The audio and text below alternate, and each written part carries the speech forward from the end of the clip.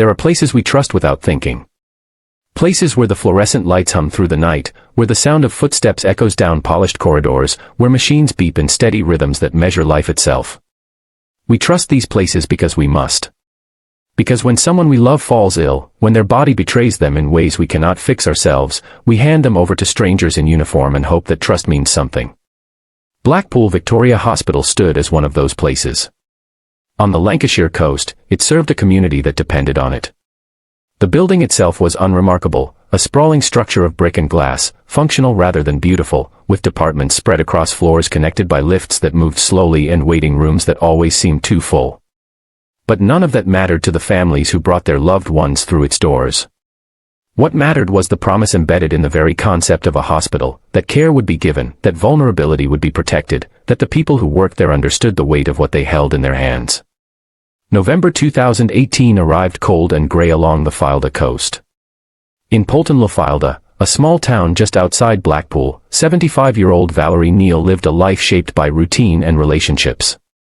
She was a woman whose identity was woven through her connections to others: mother, grandmother, sister, aunt. Those who knew her used words that painted a picture of someone who had spent her life looking after people. She had worked as a clerical assistant, a job that required attention to detail and organization, the kind of work that keeps institutions running smoothly even if it rarely receives recognition. In retirement, she had turned that same care toward her family. Her family would later describe her as a wonderful mother, grandmother, sister, aunt, and most of all our friend. She lovingly looked after and cared for all her family. She was our main source of support and encouragement throughout our lives. The words capture something essential about Valerie. She was not defined by grand achievements or public recognition, but by the steady presence she maintained in the lives of people who mattered to her. She was someone who remembered birthdays, who offered advice when asked, who created stability through her reliability. At 75, she remained active and engaged, the kind of grandmother who took an interest, who showed up, who could be counted on. Before we continue, we'd like to hear from you. Drop a comment and let us know where you're watching from. We'd love to know. If you appreciate content that treats real cases with the seriousness they deserve, please consider liking this video, subscribing to the channel, turning on notifications, and sharing it with others who value thorough, respectful coverage of important stories. November 12, 2018, began as an ordinary Monday. But something changed in Valerie's body that day, something that would set in motion a chain of events her family could never have anticipated. She fell ill at her home in Polton-le-Filda. The symptoms would have been alarming, perhaps weakness on one side, difficulty speaking, confusion about simple things. The signs that blood was not flowing properly to part of her brain. An ambulance was called. Paramedics arrived, made their assessments, loaded Valerie onto a stretcher. The journey from Polton to Blackpool Victoria Hospital was not long, perhaps 15 minutes depending on traffic. But for Valerie's family, it must have felt both rushed and endless, the way emergency situations compress and expand time simultaneously. At the hospital, doctors discovered she had suffered a stroke. The diagnosis was significant but not necessarily catastrophic. Strokes vary enormously in their severity and outcomes. Some leave permanent devastating damage. Others, if caught quickly enough, allow for remarkable recovery. The medical team would have run tests, CT scans to look at her brain, blood work to check various levels, neurological exams to assess which functions had been affected. Valerie was kept as an inpatient on the stroke ward where she was expected to make a full recovery. This assessment would have been based on medical evidence, the location and extent of the bleeding in her brain, her responses to treatment, her overall health status. For her family, these words would have felt like relief flooding in. A full recovery. She would be okay. This frightening event would become a story they would tell later, a close call that ended well. What her family did not know, what they could not know, was that after a scan revealed bleeding in her brain, Valerie was moved to the stroke unit. This was standard procedure. Stroke patients require specialized monitoring and care. They need staff trained to recognize signs of complications, to manage medication that prevents further clotting or bleeding, to help with rehabilitation as recovery begins. The stroke unit at Blackpool Victoria Hospital was supposed to provide exactly this kind of expert attention. When her family visited, Valerie did not appear agitated. She was described as lucid and chatty. She could communicate. She could recognize her loved ones. She could make her needs known. These were profoundly reassuring signs. A person who has suffered a severe stroke often cannot do these things. The fact that Valerie could suggested the damage had been limited, that her brain was finding ways to work around whatever injury had occurred. The hours passed in the way hospital hours do, slowly for those keeping vigil, marked by shift changes and medication rounds and the constant background sounds of medical equipment. Valerie's family stayed with her. They talked to her. They held her hand. They asked questions of the nurses who came and went, seeking reassurance, trying to understand what came next. As the evening of November 12th deepened into night, Valerie's family faced a decision. Should they stay with her overnight, sleeping in uncomfortable chairs, or should they go home, rest properly, and return in the morning? It is a question families ask themselves constantly in hospitals. The desire to stay wars with exhaustion and practical concerns. And hospitals themselves often encourage families to go home, to take care of themselves, especially when a patient is stable and resting. Her family asked if they could stay the Monday night, but were told by hospital staff that they would look after their mother. The reassurance must have felt genuine. This was a hospital. This was the stroke unit, where staff specialized in exactly this kind of care. Valerie was stable. She was talking. She was expected to recover fully. There was no reason, they were told, to spend an uncomfortable night in a chair. The staff would look after her. Valerie's family left shortly before midnight on November 12th. They believed they were making a reasonable decision. They believed their mother was safe. They believed the people whose job it was to care for her would do exactly that.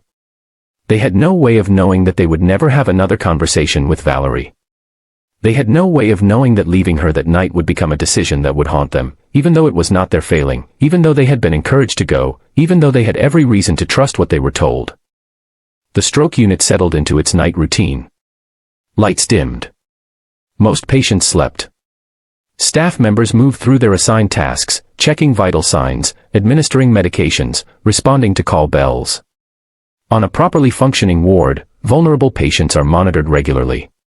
On a properly functioning ward, unusual events are noted and reported. On a properly functioning ward, patient safety is the organizing principle around which every decision revolves.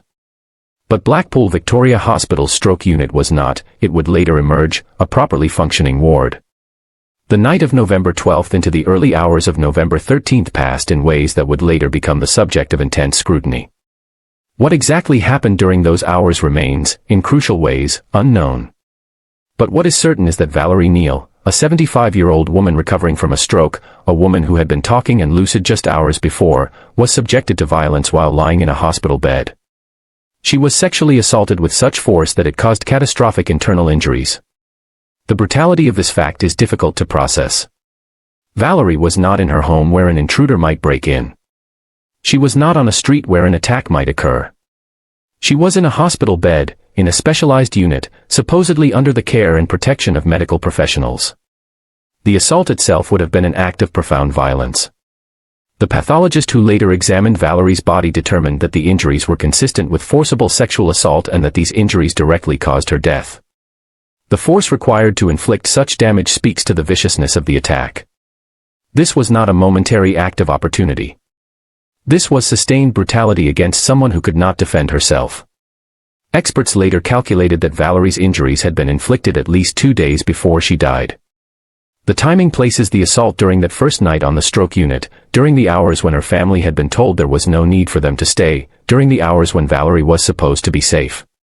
By 8 a.m. on November 13th, Valerie had suffered a marked deterioration in her condition.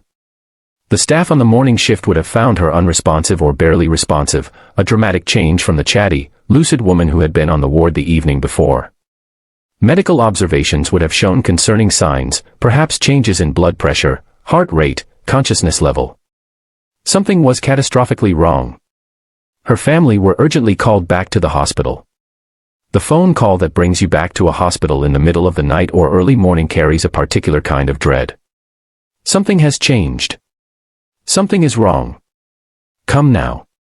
When they arrived, they found their mother transformed. The woman who had been talking to them hours before, asking for personal items, making plans for recovery, was now unconscious. The medical team would have been working to stabilize her, to understand what had caused this sudden decline, to determine what could be done. It was thought the effects of her stroke had worsened, and it was agreed Mrs. Kneale would be placed on end-of-life care. This assessment made sense given the information available to the medical team. Strokes can worsen. A patient who seems stable can suddenly deteriorate as bleeding increases or swelling in the brain progresses.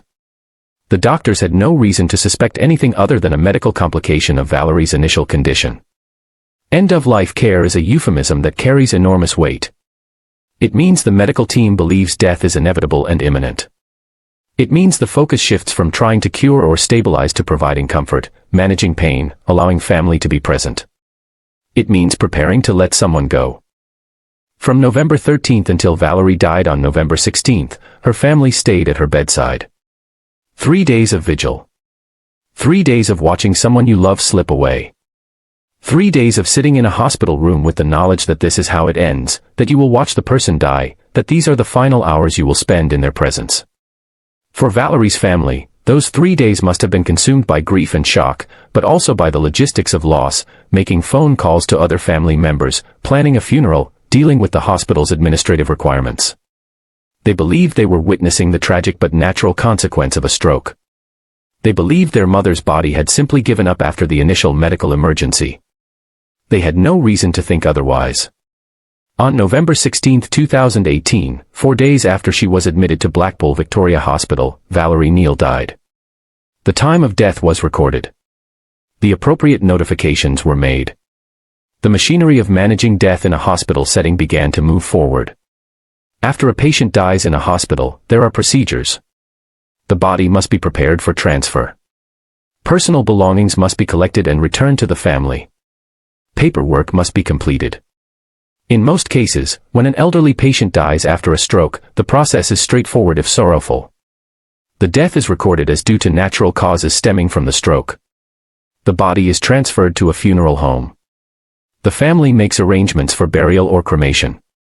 But something happened as staff prepared Valerie's body that should have immediately changed everything. 3 healthcare assistants encountered extensive bleeding when preparing to move Valerie's body to the mortuary. One described blood everywhere on the bedsheets, which had soaked through to the mattress, with a body bag needed to avoid further leakage on transfer to the hospital mortuary. An overpowering and unusual smell in Valerie's room was also noticeable.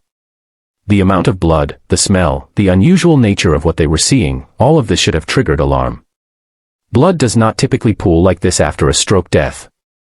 The scene they encountered was not normal.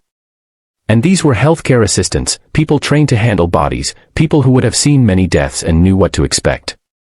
But the incident was not documented and concerns were not escalated to medics, senior management, police, or the coroner. An adverse incident form was not completed, which was a serious and significant clinical omission. The coroner who would later investigate Valerie's death said it should have been obvious that it was concerning and that the incident should have been escalated. But it was not. The 3 healthcare assistants saw the blood, smelled the unusual odor, knew something seemed wrong, and yet did not report it through official channels. Why not? This question would become central to understanding how Valerie's murder could go undetected. Was it a failure of training? Did they not understand the significance of what they were seeing? Were they afraid of making a fuss over nothing? Was there a culture on the ward that discouraged questioning or reporting?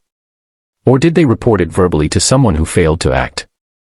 Whatever the reason, the consequence was devastating. Valerie's room was subsequently cleaned and used by other patients. Her clothing at the time of her death was disposed of. CCTV footage from the hospital overran and was deleted.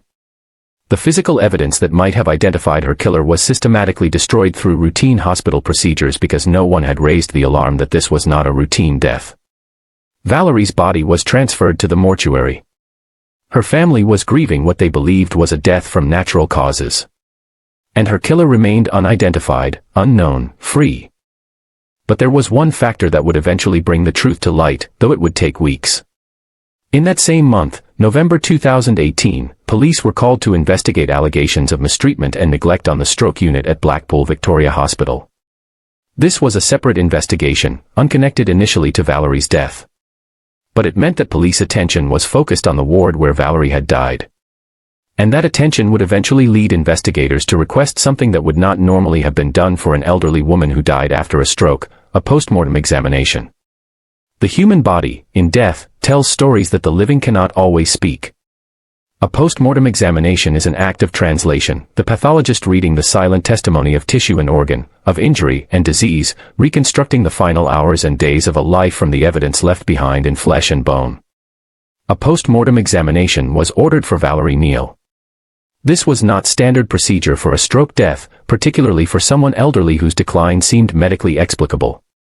But the ongoing investigation into the stroke unit meant that deaths on that ward were being examined more carefully than they might otherwise have been. The pathologist who conducted Valerie's examination would have followed a systematic process: external examination first, noting any marks or injuries on the skin, then the careful opening of the body cavity, the removal and weighing of organs, the detailed inspection of each system. In cases of suspected natural death following known medical conditions, much of this examination confirms what doctors already believe they know. The brain shows evidence of stroke damage. The heart shows age-related changes. The lungs show the effects of immobility. But what the pathologist found in Valerie's case did not match the expected narrative of stroke-related death. The post-mortem revealed that Valerie had bled to death from severe internal injuries consistent with forcible sexual assault that occurred after her hospital admission. The internal damage was catastrophic. The bleeding had been massive. And critically, the pathologist could determine that these injuries had nothing to do with her stroke, nothing to do with medical procedures, nothing to do with natural disease processes. Someone had done this to her. Someone had assaulted her with such violence that she bled internally for days before dying. The deterioration that doctors had attributed to stroke complications was actually Valerie bleeding to death from traumatic injuries inflicted by another person. On December 4, 2018, nearly 3 weeks after Valerie's death, her death was declared a murder by Lancashire Police. The investigation shifted immediately. What had been a death from natural causes became a homicide investigation. What had been a closed case became an active murder inquiry. And what had been a family's private grief became a family's public nightmare. For Valerie's loved ones, the revelation must have been incomprehensible. The mother and grandmother they had sat with for 3 days as she died had not simply succumbed to a stroke. She had been murdered. While they held her hand and said goodbye, they had been witnessing the final stages of injuries inflicted by someone who had assaulted her in her hospital bed. The questions that must have consumed them are almost unbearable to consider. Had Valerie been conscious when she was attacked? Had she tried to call for help? Had she suffered in fear and pain while they were home sleeping, believing she was safe? Could they have prevented it if they had stayed despite being told it was unnecessary? Lancashire Police launched a murder inquiry and issued a statement saying officers were currently keeping an open mind as to who is responsible for Valerie's murder. The openness was necessary from an investigative standpoint. They could not rule out any possibility at that stage.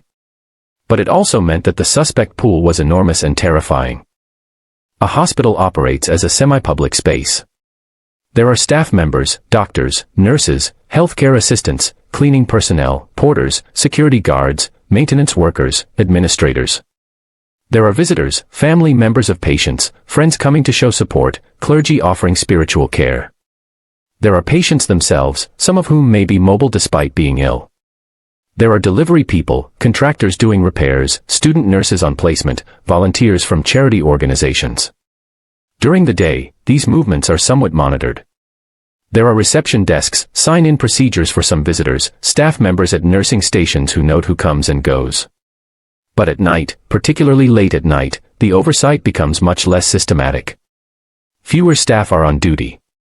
Visiting hours are over, though some family members may have permission to stay. The building does not sleep, but its attention becomes more fragmented, focused on patient care in individual rooms rather than on tracking movement through corridors. Detective Chief Inspector Jill Johnston said, "I cannot stress how appalling this crime is." The investigation team was left trying to reconstruct what happened with significant gaps in the physical evidence. They had Valerie's body and the pathologist's findings. They had records of who was supposed to be working on the ward that night. They had whatever witness statements they could gather from people trying to remember details from weeks earlier. But they did not have the kind of definitive forensic evidence that can identify a specific individual. Police conducted extensive interviews with hospital staff, reviewed employment records, and checked for any disciplinary issues or concerning behavior among workers who had access to the stroke unit. Each interview was an attempt to notice inconsistencies, to identify someone whose account did not quite align with others, to find gaps in the timeline where someone could not adequately explain their whereabouts. But hospitals at night are environments where staff members often work alone or in pairs, where it is normal for a nurse to be in a patient's room behind a closed door for extended periods, where someone walking down a corridor at 2 a.m. is not inherently suspicious because that is the nature of shift work and patient care. The investigation also had to consider the possibility that the perpetrator was not staff at all. Could a visitor have remained in the hospital past visiting hours, hidden themselves, and then attacked Valerie? Could someone have entered the hospital from outside specifically to commit this crime? The building had multiple access points, and while some were locked at night, others remained open for emergency access and staff coming and going. As weeks became months, the investigation continued but without the breakthrough that might bring charges. Lancashire Police said they remained committed to finding Valerie's killer but acknowledged the challenges posed by the delayed recognition of her death as murder. For Valerie's family, the absence of answers meant living with unbearable uncertainty. Someone had murdered their mother and grandmother in what should have been a place of safety, and that person remained unknown. Was it someone who still worked at the hospital, walking past the room where Valerie had been attacked as they went about their shifts? Was it someone who had since moved away, carrying the knowledge of what they had done? Was it someone who might attack again? The question of whether this was an isolated incident or part of a pattern became increasingly urgent, particularly as more information emerged about the culture and practices on the stroke unit where Valerie had died. In May 2022, more than 3 years after Valerie Kneale's murder, reporting by The Guardian revealed something that cast the environment of Blackpool Victoria Hospital's stroke unit in a deeply troubling light. 5 healthcare workers had been charged in connection with ill treatment of stroke patients at the hospital between 2014 and 2018. The time frame was significant. It overlapped directly with the period when Valerie had been a patient on the stroke unit. The charges involved multiple staff members, suggesting not isolated incidents but a pattern of behavior. Among those charged was Hudson, who worked as a healthcare assistant on the stroke unit. The allegations against Hudson were particularly disturbing. She was accused of drugging patients with sedatives without medical authorization. This was not about errors in medication administration or confusion about dosages. This was about deliberately giving vulnerable patients drugs that would sedate them, make them less aware, reduce their ability to respond or resist. The implications were chilling. Why would someone working on a stroke unit want patients to be more sedated than their medical treatment required? What purpose did it serve? Was it to make them easier to manage, to reduce the workload? Or was it for something more sinister, to create opportunities when patients were defenseless and unable to call for help? Hudson was also charged with ill treatment in relation to how she handled patients physically. The specific details of these charges painted a picture of someone who viewed the vulnerable elderly people in her care not as individuals deserving of dignity but as objects to be managed with whatever level of force or disregard she deemed convenient. Other staff members charged included Charlotte Wilmot, another healthcare assistant, as well as 3 nurses. The involvement of multiple people suggested either a culture where mistreatment was normalized and overlooked, or multiple individuals independently choosing to abuse patients, or some combination of both. Any of these possibilities indicated serious failures in the oversight and management of the ward.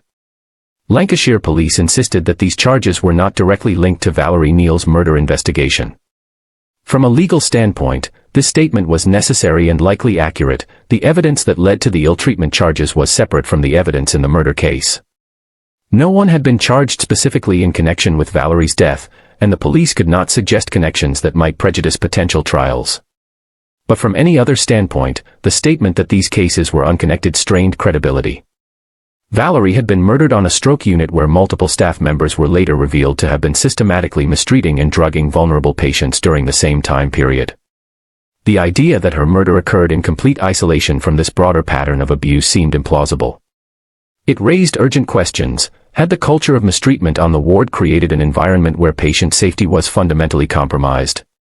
Had the drugging of patients made them unable to call for help or fight back if attacked? Had staff members who were willing to cross ethical lines in some ways been willing to cross them in others? Had the failures of oversight that allowed ill treatment to continue for years also allowed a murder to occur undetected? In January 2023, Catherine Hudson was convicted of multiple counts of administering sedatives to patients without medical authorization. The trial revealed details about how she had accessed medications, how she had chosen which patients to sedate, how she had concealed what she was doing from colleagues and supervisors. Hudson was sentenced to 7 years and 2 months in prison. Charlotte Wilmot pleaded guilty to ill-treatment charges and received a suspended sentence. Cases against some of the other charged staff members were dropped or resulted in different outcomes. But the convictions confirmed what the charges had suggested: the stroke unit at Blackpool Victoria Hospital had been an unsafe place for vulnerable patients for an extended period. The question that haunted anyone following both the murder investigation and the ill-treatment cases was whether these were truly separate issues or whether Valerie's murder was the most extreme manifestation of a ward where patient welfare had ceased to be the primary concern. In September 2025, an inquest into Valerie's death was finally held. Coroner Alan Wilson heard evidence about the circumstances of Valerie's hospital admission, the assault she suffered, and the failures that had delayed the recognition of her death as murder. The inquest examined in detail the actions, or failures to act, of the 3 healthcare assistants who had found extensive bleeding when preparing to move Valerie's body. The coroner heard that blood had soaked through bedsheets to the mattress, that the amount was unusual enough that a body bag was needed to prevent further leakage, that the smell in the room was overpowering and abnormal. Coroner Alan Wilson stated that it should have been obvious that these circumstances were concerning and that the incident should have been escalated to senior staff, management, police, or the coroner's office. He noted that the failure to complete an adverse incident form was a serious and significant clinical omission. The healthcare assistants who had made these observations were not called to testify at the inquest, which limited what could be understood about their decision-making. Did they tell someone verbally who then failed to act? Did they assume someone else would report it? Did they fear repercussions for raising concerns? Or did they genuinely not understand that what they were seeing warranted urgent reporting? Whatever the explanation, the consequence was that crucial days passed before Valerie's death was recognized as suspicious. Those days made the difference between a solvable murder investigation with physical evidence and a murder investigation where much of the evidence had been destroyed through routine procedures. The inquest heard that experts had calculated Valerie's injuries were inflicted at least 2 days before she died. This timing meant she had suffered for days after being attacked, that the bleeding that would eventually kill her had been ongoing while medical staff treated her for what they believed was stroke complications, that she had endured unimaginable pain in her final days. The coroner acknowledged the efforts of the 3 healthcare assistants in caring for Valerie at the end of her life, before stating that he was satisfied they failed to escalate the obvious concerns. It was a measured statement that recognized the complexity. These were workers who had provided care but who had also failed to recognize or report signs that should have triggered immediate alarm. Coroner Alan Wilson concluded that Valerie Kneale was unlawfully killed.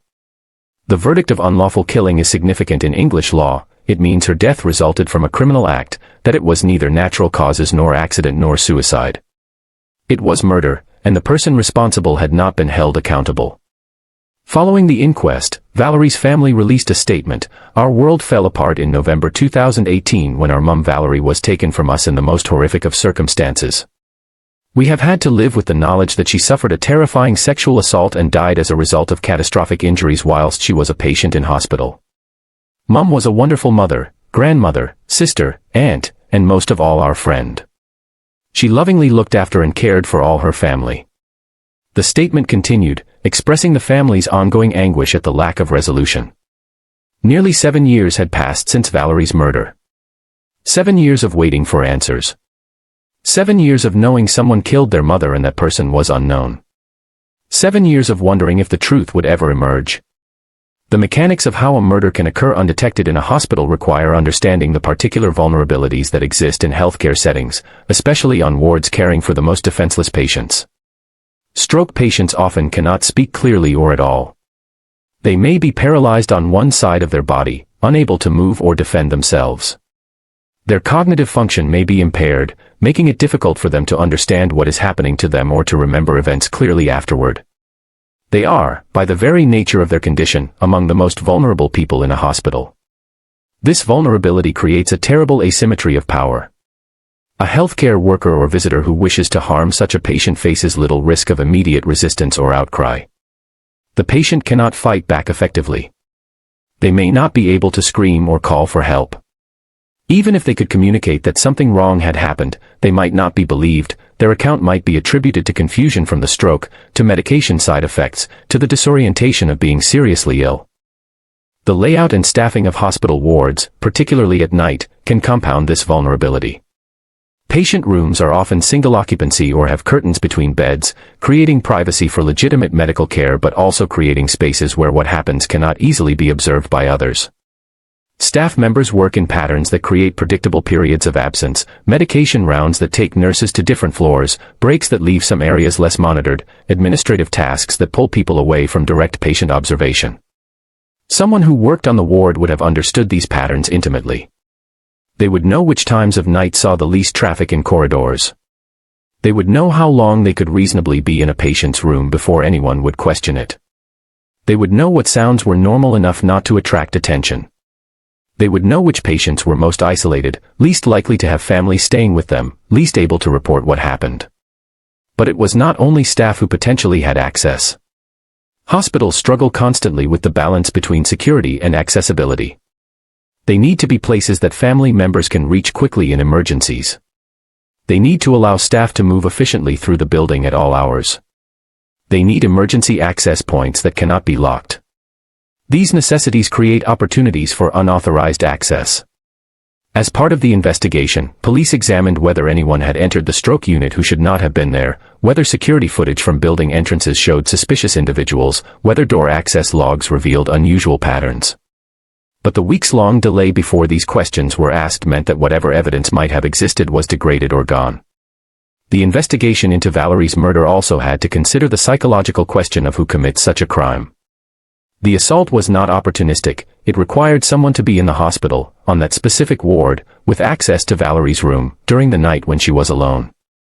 The violence was extreme, suggesting either someone who had planned it or someone who lost control in a moment but then did not report what they had done. Criminal psychologists who profile hospital attacks note certain patterns. Sometimes the perpetrator is someone with a history of violence who sees vulnerable patients as safe targets. Sometimes it is someone who has committed lesser violations, thefts, inappropriate behavior, and escalated over time. Sometimes it is someone who holds resentment or anger and directs it at patients they perceive as burdensome. And sometimes it is someone whose psychology remains opaque even after they are caught, whose motivations never fully make sense to investigators or the public. Without knowing who attacked Valerie, it was impossible to know which pattern might apply. But what was certain was that this person had knowledge of the hospital's operations and the ward's vulnerabilities, whether from working there or from careful observation. The broader context of the ill-treatment charges added another dimension to understanding what had happened on the stroke unit. Catherine Hudson's pattern of sedating patients without authorization created situations where patients were more vulnerable than their medical condition alone would have made them. A patient who has been given sedatives without medical need is less able to resist, less able to comprehend what is happening, less able to report it afterward. The question investigators had to consider was whether Hudson's actions might have created opportunities that someone else exploited. If patients on the ward were being routinely oversedated, if that fact was known to other staff members, would someone intent on harming patients have seen this as an environment where they could act with reduced risk of being caught? Police repeatedly stated that there was no evidence directly linking the ill-treatment cases to Valerie's murder. But the absence of evidence of a link is not the same as evidence of no link. It may simply mean that the connection, if one existed, could not be proven with the evidence available.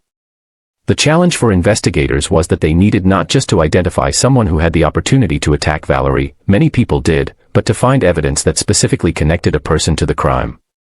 DNA evidence would have been definitive, but that opportunity had been lost when Valerie's clothing was disposed of and her room was cleaned. CCTV footage might have shown who entered her room that night, but that too was gone.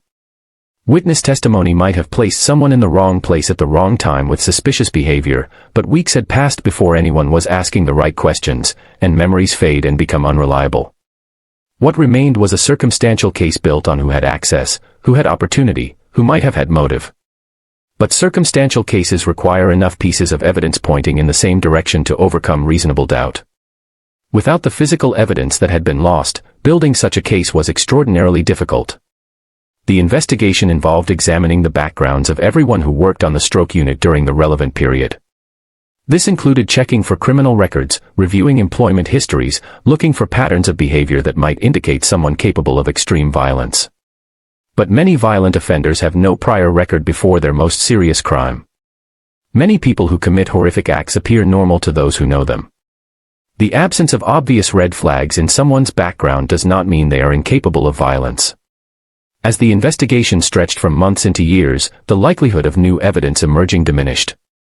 Tips from the public slowed. Witnesses who might have remembered something useful had now forgotten. The urgency that drives an active murder investigation gradually gave way to the grim reality of a cold case, still open, still technically active, but without new leads to pursue. For investigative teams, cold cases represent a particular kind of frustration. They know someone committed the crime. They may even have suspicions about who, based on circumstantial factors. But suspicion is not evidence, and evidence is what is required for prosecution. Without it, the case remains in a kind of limbo, unsolved but not forgotten, pursued but not progressing. The impact of an unsolved murder radiates outward in ways that are difficult to quantify. For Valerie's family, the lack of resolution meant that grief could not reach any kind of closure. Grief is difficult enough when death makes sense, when it fits an understandable narrative. But when death comes through violence, when the person responsible remains unknown, grief becomes complicated by rage and helplessness and the gnawing sense that justice has failed. Valerie's family described her as someone who had spent her life caring for others, who had been their main source of support and encouragement. The inversion of having this caring person become helpless, become a victim, become someone they could not protect, carries a particular sting. The knowledge that she suffered terribly, that she was conscious enough initially to know she had been attacked, that she died slowly over days from her injuries, these facts make the loss more traumatic, harder to integrate, impossible to make peace with. The family's statement after the inquest expressed not just grief but exhaustion, years of waiting for answers that had not come, years of living with the knowledge that someone murdered their mother and walked free. The criminal justice system promises accountability, but that promise remained unfulfilled in Valerie's case. For the other families whose loved ones were on the stroke unit during the period when ill treatment was occurring, Valerie's murder raised terrifying questions about whether their relatives had also been at risk of or subjected to violence beyond what had been charged. The ill treatment convictions confirmed that patients were not safe on the ward, that staff members were willing to harm vulnerable people, that oversight was inadequate. But murder is a different magnitude of harm entirely. Some of the ill treatment charges related to incidents spanning from 2014 to 2018, suggesting years during which patients were being mistreated. How many patients passed through that ward during those years? How many were subjected to sedatives they did not need, to rough handling, to callous disregard? And were any of them subjected to worse, to assaults that were never reported, never discovered, never investigated? These questions may never have answers. Elderly patients who die in hospitals are not routinely subjected to the kind of scrutiny that would reveal whether they were assaulted before death. Deaths are attributed to their underlying medical conditions. Bodies are released to families for burial or cremation. Unless something triggers closer examination, as the broader investigation into the ward eventually triggered examination of Valerie's death, the truth remains hidden. The hospital itself faced consequences for the failures on the stroke unit. An investigation by the Care Quality Commission found significant failings in patient safety, staff oversight, and incident reporting at Blackpool Victoria Hospital. The fact that healthcare assistants could observe obvious signs of something catastrophically wrong and fail to report it through official channels indicated a broken safety culture. The hospital implemented changes following these findings, including revised protocols for reporting unusual patient deaths, enhanced training on recognizing and escalating concerns, and changes to supervision practices on wards. But these changes came too late for Valerie and potentially for others who may have suffered on the ward before the problems were fully acknowledged. Institutional failures in healthcare settings often follow a pattern. Small problems are noted but not addressed. Concerns are raised but not escalated. Warning signs are explained away or attributed to other causes. The accumulation of small failures creates an environment where large failures become possible. This is sometimes called normalization of deviance, the gradual process by which unacceptable practices come to be accepted as normal through repeated exposure and lack of consequences. On the stroke unit at Blackpool Victoria Hospital, it appears this normalization occurred. Healthcare workers were drugging patients without authorization, and this went undetected or unreported for years. Patients were being mistreated, and the culture did not encourage or support staff members who might have wanted to report concerns. When obvious signs of a serious problem appeared, the extensive bleeding noted when moving Valerie's body, these signs were not escalated. Each individual failure might have seemed small in the moment. A healthcare assistant deciding not to fill out a form. A supervisor not noticing unusual medication usage. A staff member choosing not to question a colleague's behavior. But collectively, these failures created an environment where patient safety was fundamentally compromised. The criminal trials that resulted from the ill-treatment investigation revealed some of the dynamics on the ward. Evidence presented at Catherine Hudson's trial included testimony from other staff members who had noticed her behavior but had not reported it, patients' families who had observed concerning interactions but had assumed staff knew what they were doing, and medical records showing sedatives administered at times and in doses that made no clinical sense. The picture that emerged was of a ward where the formal systems that should have ensured patient safety, medication checks, supervision of junior staff, incident reporting, family communication, were not functioning as designed. Whether this was due to inadequate staffing, poor leadership, cultural problems, or a combination of factors, the result was the same: vulnerable patients were not protected. For the nursing profession more broadly, cases like this raise painful questions about accountability and collective responsibility. The vast majority of nurses and healthcare assistants provide compassionate, ethical care. They chose their profession because they want to help people. They work long hours in difficult conditions because they believe in the value of caring for the sick and vulnerable. But when members of the profession commit acts of harm, it forces a reckoning with how such individuals are able to operate. Are background checks adequate? Is supervision sufficient? Are there warning signs that could be identified earlier? How can the profession protect both patients and the integrity of healthcare work from those who would exploit their position? These questions do not have simple answers. Healthcare settings require a degree of trust between colleagues. Nurses and healthcare assistants must be able to go into patient rooms and close doors for privacy during care. They must have access to medications and the ability to make moment-to-moment judgments about patient needs. They must work with a level of autonomy that makes constant surveillance neither practical nor desirable. But this necessary autonomy creates opportunities for those with harmful intent. The same privacy that allows dignified care allows concealed abuse.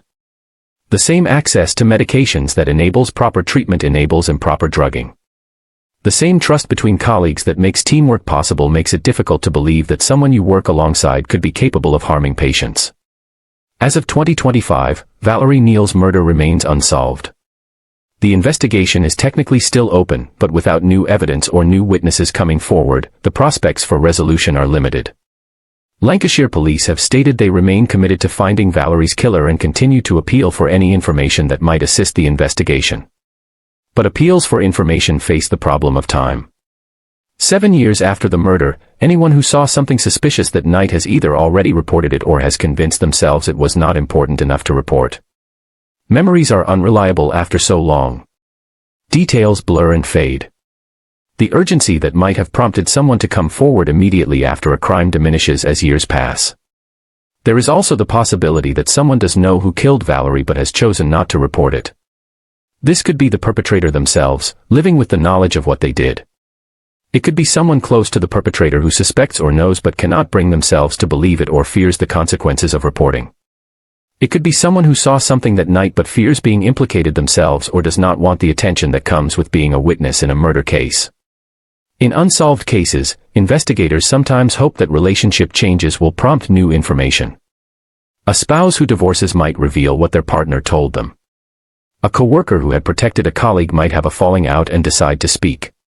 A family member who had kept a secret might find their conscience overtaking their loyalty. But these hopes often go unrealized, and cases remain cold indefinitely. The question of whether Valerie's murder was connected to the broader pattern of ill treatment on the ward lingers even though police say the cases are not directly linked. The timing and location create an association that is difficult to dismiss. Even if the person who killed Valerie was not one of the staff members charged with ill treatment, the culture that allowed ill treatment to flourish may have been the same culture that allowed murder to occur undetected. Consider the layers of failure that had to occur for Valerie's murder to happen the way it did. Someone had access to her room at night when she was alone and vulnerable. That person was able to spend enough time with her to commit a violent assault without being interrupted or questioned. The assault was severe enough to cause fatal internal injuries, suggesting sustained violence rather than a brief attack, yet no one heard or responded to any disturbance. After the assault, Valerie survived for days, bleeding internally, and no medical examination discovered the true cause of her deterioration. When she died and her body showed obvious unusual signs, these were not reported through proper channels. Weeks passed before her death was recognized as murder, allowing crucial evidence to be destroyed. Each of these failures had to occur in sequence. If any one had not occurred, if someone had interrupted the attack, if medical staff had discovered the internal injuries, if the healthcare assistants had reported the unusual bleeding, the outcome would have been different. Valerie might have survived, or at least her murder would have been immediately recognized, evidence preserved. The investigation started while memories were fresh and CCTV existed. This cascade of failures suggests systemic problems beyond individual actions. A well-functioning ward with proper oversight, good communication, strong safety culture, and effective incident reporting would likely have failed at fewer of these points. The fact that every failure occurred suggests a deeply dysfunctional environment. The healthcare assistants who found the extensive bleeding and did not report it have never spoken publicly about their decision-making. They were not called to testify at the inquest, which means their perspective remains unknown. It is possible they did try to report it informally and were dismissed. It is possible they genuinely did not understand the significance of what they were seeing. It is possible they were afraid of consequences for themselves if they reported something wrong. Without their testimony, we can only speculate. But their failure to report had catastrophic consequences for the investigation. The 3-week delay meant that by the time detectives began looking for evidence, it was mostly gone. The person or persons who could have been identified through CCTV or DNA evidence remained unidentified. The crime that might have been solved quickly became a case that may never be solved. For Valerie's family, this knowledge adds another layer to their grief. Their mother was murdered, and then the systems that should have ensured her murderer was caught failed as well. The failure was not malicious, no one deliberately destroyed evidence to protect a killer. But the result was the same as if they had. But protocols are only effective if people follow them and if the culture supports following them. A written policy requiring incident reports accomplishes nothing if staff members feel discouraged from filing reports, if reports that are filed are ignored, if raising concerns results in negative consequences for the person raising them. Creating genuine safety in healthcare settings requires more than policies. It requires leadership that takes concerns seriously, that investigates anomalies, that supports staff who speak up rather than punishing them. It requires adequate staffing so that people are not too overwhelmed to notice problems. It requires training that helps staff recognize warning signs. And it requires a fundamental cultural commitment to the idea that patient safety is the paramount concern, more important than institutional reputation or convenience. These requirements are not unique to healthcare. They apply to any setting where vulnerable people depend on others for care: nursing homes, group homes for people with disabilities, psychiatric facilities, prisons. The power imbalance inherent in these settings creates opportunities for abuse, and only strong cultures of accountability and transparency can counter that. Valerie's case illustrates what happens when those cultures are absent. She should have been safe in the hospital. The stroke that brought her there was being treated. She was expected to recover. Her family trusted that care meant protection as well as treatment. That trust was catastrophically misplaced, not because hospitals cannot be safe places, but because this particular ward at this particular time was not functioning in a way that kept patients safe. In the end, we are left with the silence of unanswered questions. Who killed Valerie Kneale? The question hangs in the air like smoke, visible but impossible to grasp. Someone knows the answer. The person who committed the murder knows. Perhaps someone else knows or suspects. But the knowledge has not translated into justice. What was Valerie's experience during those hours? This question is almost too painful to contemplate, yet it insists on being asked. Was she aware of what was happening to her? Did she try to call for help? Did she wonder where the nurses were, why no one was coming? The assault caused catastrophic internal injuries, which means it involved extreme physical pain. She was conscious and talking on November 12th. By the morning of November 13th, she had markedly deteriorated. What happened to her consciousness during and after the attack? Did she understand she had been assaulted, or was her stroke-affected brain unable to process it? These questions have no answers, but they haunt the imagination of anyone who tries to understand what she endured. Why didn't the systems designed to protect patients work? The question multiplies into many smaller questions. Why didn't the healthcare assistants report what they saw? Why weren't medication practices on the ward being properly monitored?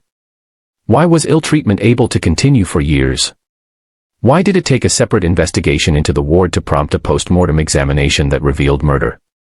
Each failure has its own specific causes, but collectively they suggest a healthcare environment where patient welfare had ceased to be the organizing principle. Could this happen again? The question is forward-looking and desperately important.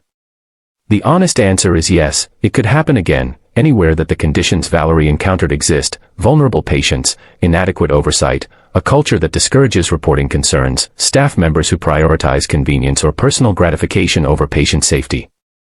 The only protection against it happening again is constant vigilance, strong leadership, proper staffing, effective training, and a willingness to take concerns seriously before they escalate to tragedy. 7 years after Valerie's murder, her family continues to live with the absence of resolution. They have spoken about the ongoing pain of knowing that someone murdered their mother and that person has never been held accountable. Grief is difficult enough when death comes naturally or through accident. But when death comes through deliberate violence, and when the person responsible remains unknown and unpunished, grief becomes complicated by anger, helplessness, and the sense that basic fairness has been violated. There is no closure for Valerie's family. The concept of closure after loss is perhaps overused and oversimplified. Grief does not end neatly just because questions are answered or justice is served.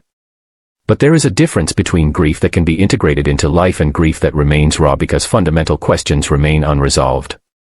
Valerie's family lives with the second kind. For the community around Blackpool Victoria Hospital, Valerie's case serves as a reminder of the vulnerability inherent in being a patient. When we enter a hospital, we place ourselves or our loved ones in the hands of strangers. We trust that those strangers will act ethically, competently, with our best interests at heart. Most of the time, that trust is warranted. But Valerie's case demonstrates what happens when it is not. The ill-treatment convictions that emerged from the investigation into the stroke unit confirmed that multiple staff members violated the trust placed in them. Hudson, who drugged vulnerable stroke patients without authorization, was sentenced to more than 7 years in prison. Her conviction provided at least some accountability for the culture of mistreatment on the ward. But it did not and could not provide accountability for Valerie's murder, because the evidence to identify and charge her killer no longer existed. The loss of evidence through delay and routine hospital procedures represents a kind of institutional tragedy separate from but connected to the murder itself. If the healthcare assistants had reported what they observed, if an investigation had begun immediately, if Valerie's room and clothing and the CCTV footage had been preserved, there is a reasonable chance the murder would have been solved. The killer would have been identified, arrested, tried, convicted. Valerie's family would have answers. Other potential victims would have been protected. Justice would have been served. Instead, the failure to recognize and report created a 3-week gap during which evidence was systematically destroyed through routine operations. No one intended to help a murderer escape justice. But that was the effect. The systems failed not through malice but through a combination of inadequate training, poor culture, and individual failures to act on obvious concerns. This kind of systemic failure raises questions about accountability. Who is responsible when an institution's routines and culture enable a crime to go unsolved? The healthcare assistants who did not report the unusual bleeding bear some responsibility, but they were also operating in a system that apparently had not trained them adequately to recognize the significance of what they observed or had created a culture where reporting concerns felt risky or pointless. The hospital administrators who failed to create and maintain a strong safety culture bear responsibility. The staff members who committed ill treatment bear responsibility for creating an environment of patient mistreatment. The person who murdered Valerie bears direct responsibility for her death. But assigning responsibility does not bring Valerie back. It does not solve her murder. It does not ease her family's pain. It only maps the landscape of failure, showing how many points of intervention existed and were not taken. What remains is a woman who was murdered in a place meant to heal her, a family without answers, an investigation without resolution, and a community's shaken faith in the institutions meant to protect the most vulnerable. Valerie Kneale was 75 years old. She had been a mother, grandmother, sister, aunt, friend. She had worked and cared for others and built a life of relationships and meaning. She had a stroke and went to the hospital expecting to recover. Instead, she was assaulted with such violence that she bled to death over the course of days, her murder unrecognized until weeks after she died, her killer never identified. This is not a story with a resolution. It is a story that remains open, waiting for information that may never come, for justice that may never be served, for answers that may never emerge. It is a story that demonstrates how institutions can fail, how systems can break down, how vulnerable people can suffer because the protections meant to keep them safe were not functioning. If there is anything to be learned from Valerie's case, it is the importance of treating every death, every unusual circumstance, every concerning observation with the seriousness it deserves. It is the necessity of creating cultures where reporting concerns is encouraged and supported rather than discouraged. It is the requirement that healthcare institutions prioritize patient safety above all other considerations, above convenience, above reputation, above the discomfort of investigating difficult situations. These lessons are important. But they came too late for Valerie. Her murder remains unsolved. Her family remains without justice. The person who killed her remains unidentified and free. And the questions that have no answers continue to linger. If you've stayed with this story to its conclusion, we appreciate your attention to a case that deserves to be remembered. Valerie Kneale's life mattered. Her death matters. The failure to solve her murder matters. If you found value in this examination of her case, please consider subscribing to support continued coverage of stories that need to be told. And if you have any information about what happened on the stroke unit at Blackpool Victoria Hospital in November 2018, Lancashire Police continue to investigate and would want to hear from you. Some stories end with resolution. Some end with answers. This one ends only with the hope that someday, somehow, the truth about what happened to Valerie Kneale will emerge, and her family will finally have the justice they have waited for these 7 long years. But until that day comes, if it ever does, we are left only with the weight of what we know and the burden of what we cannot know. Valerie deserved better. Her family deserves better. And every vulnerable patient in every hospital deserves the protection that Valerie did not receive. The silence continues. The questions remain. And somewhere, someone knows what happened.